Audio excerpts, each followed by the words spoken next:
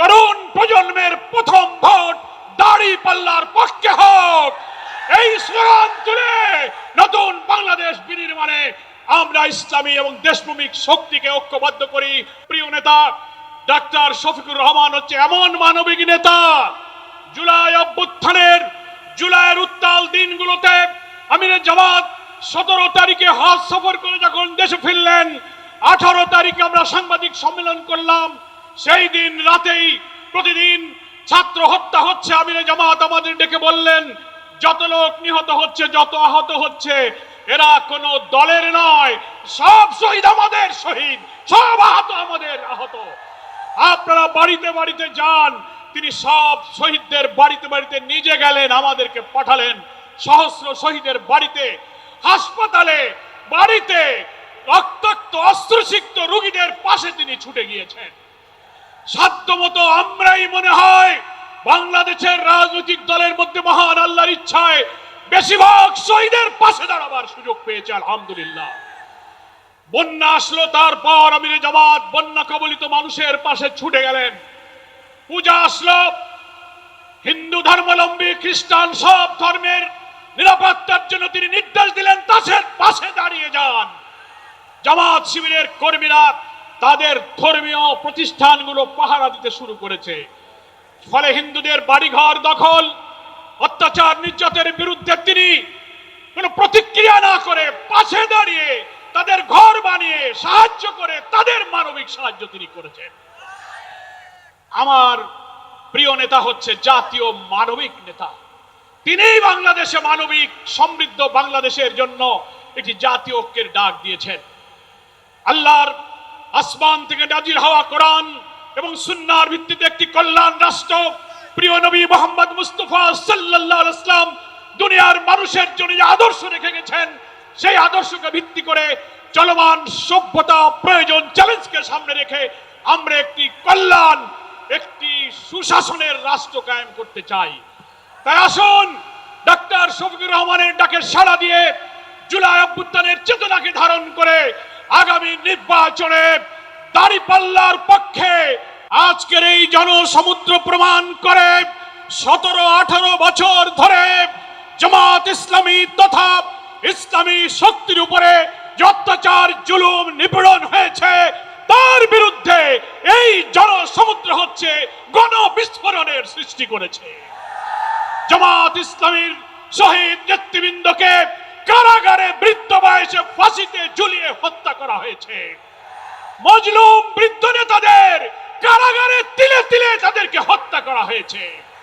জামাত ইসলামের নিবন্ধন কেড়ে নেওয়া হয়েছে, প্রতীক কেড়ে নেওয়া হয়েছে, ক্রস ফায়ার, আয়নাঘর, রিমান্ড, হাজার হাজার লোকদের কারারুদ্ধ করে দুনিয়া জানে বাংলাদেশের মধ্যে সবচেয়ে মজলুম হচ্ছে জামাত ইসলামী।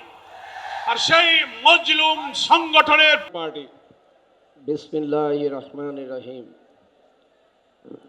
আজকের এই মহাসমাবেশের সম্মানিত ডাক্তার শফিকুর রহমান আমির বাংলাদেশ জামাত ইসলামী,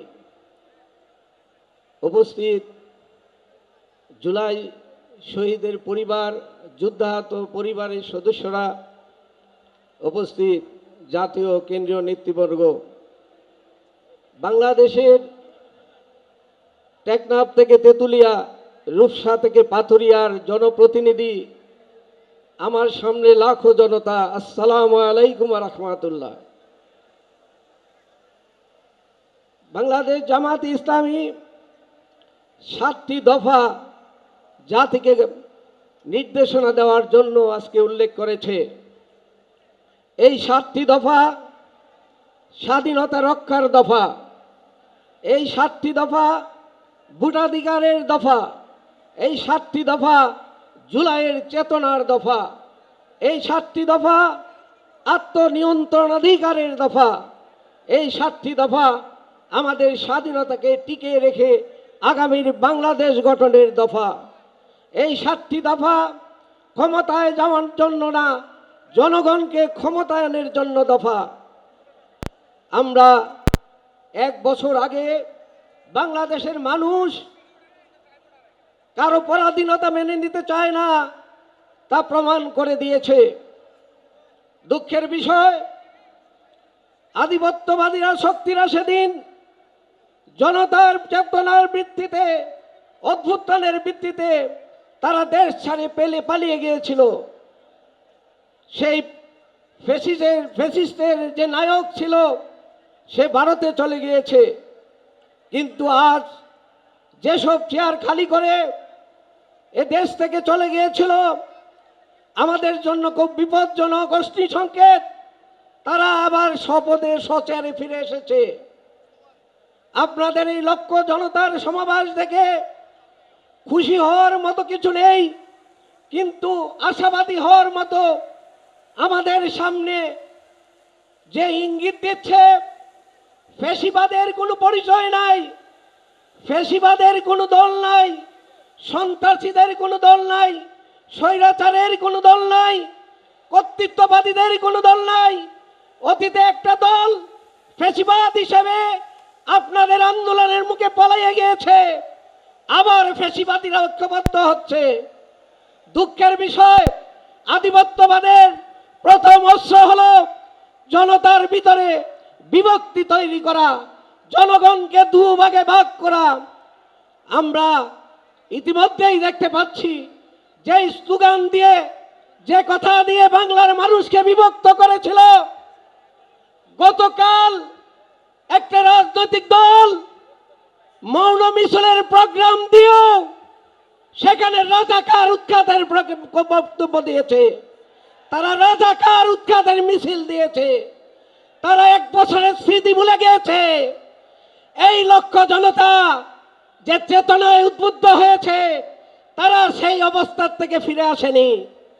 আপনারা আজকে স্পষ্ট বার্তা নিয়ে যান এই সমাবেশের মাধ্যমে, বাংলার মানুষ এদেশে আর ফ্যাসিবাদকে ঠাঁই দিবে না, কোন স্বৈরাচারকে ঠাঁই দিবে না, কোন কর্তৃত্ববাদকে ঠাঁই দিবে না। আমরা বাংলাদেশের মানুষ জামায়াত ইসলামের সাথে ঐক্যবদ্ধ হয়ে আবারও দেশ গঠনের জন্য রক্ত দিতে প্রস্তুত আছি। বাংলাদেশ জিন্দাবাদ, বাংলাদেশ জামাত ইসলামী জিন্দাবাদ, বাংলাদেশ ডেভেলপমেন্ট পার্টি জিন্দাবাদ। সংগ্রামী সাথী ও বন্ধুগণ,